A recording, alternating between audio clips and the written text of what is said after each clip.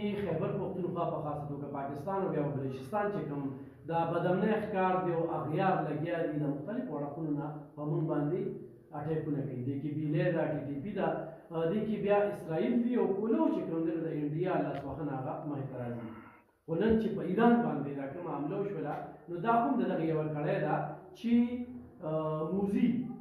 زه ورته موزي به یم، چې هغه په اسرائیل کې نتنیاهو سره دغه انټرنیشنل دهشتګرد سره ناست دی او هغه ولې دا مشوره ورکوي چې ته په ایران باندې حمله وکړه نو پاکستان به انګیز شي په دواړو اړخو باندې. دې کې دا مطلب و نو په یو ټیم باندې دا د دوی ګډجوړ چې کوم دی هغه مخې ته راغی چې دوی په ایران باندې اټیک وکړو او پاکستان چې کوم دی د ټولو اسلامي ملکونو سره د بایچارۍ یو مثال قایم کړی دی او قایمه یې. افغانستان هم زموږ ګاونډي هېواد او بیا زموږ مسلمان ملک کله نه غواړي پاکستان چې یاره داسې واقعات مخې ته راغلي، خو بار بار د آګاهۍ باوجود، بار بار د خبرتیا باوجود، بار بار ورته وي چې یاره د خلکو سرپرستي پرېږده، خو د هغې باوجود هغه لګیا دي او هغه راځي دلته یو کرنل شهید کوي، کیپټن شهید کوي، پوځیان شهیدان کوي، پولیس شهیدان کوي او بیا دې ته وګوره چې په ایمبولنس کې د اف سی اهلکاران هغه اسپتال ته بوځي او په هغې باندې ناترسه ډزې کوي او بیا پرې اور بلې.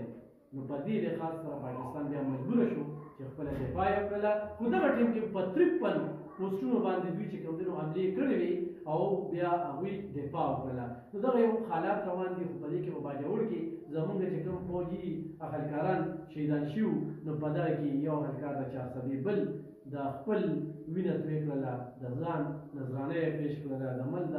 بقا، د پرمختګ، د سالمیت او د محفوظ او تحفظ دپاره چې کوم دی نو هغه دغه شهادت نوش کړو. اتفاقي خبره دا وه چې د خبرو امداد عیشه هغه وایي چې فوج کې څوک وځي نو هغه نه دغه سوګند اخلي چې ته څه ټیم موږ د قربانۍ نه چې کوم دی نو ډډه نه کوې او موږ دې ته تیار یو چې موږ به خپل ملک دپاره قرباني ورکوو. 14 کاله مې نوکري شو په فوج کې څو لیدل صرف دغه چې د ملک دفاع د ملک دپاره قرباني ورکول. نو بیا دغه خلک لګیا دي په فوج باندې خبرې، مسخرې، ټوکې، مذاقونه. خو نن هغه خبره چې یہ جو دهشتګردي ہے اس کی پیچھے وردی ہے څه شو هغه خلک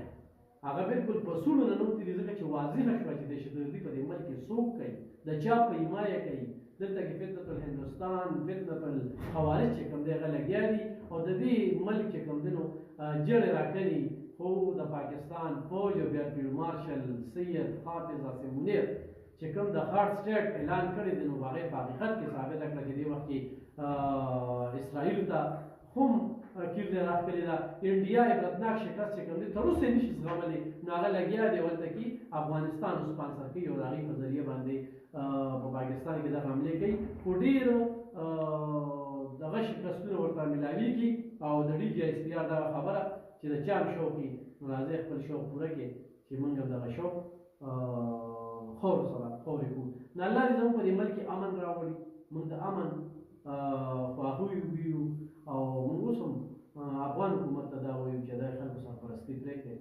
او دغه یو اسلامي ملک دی. پاکستان همیشه ستاسو سره چې کوم دی نو پوله په پوله او څنګ په څنګ ولاړ دی او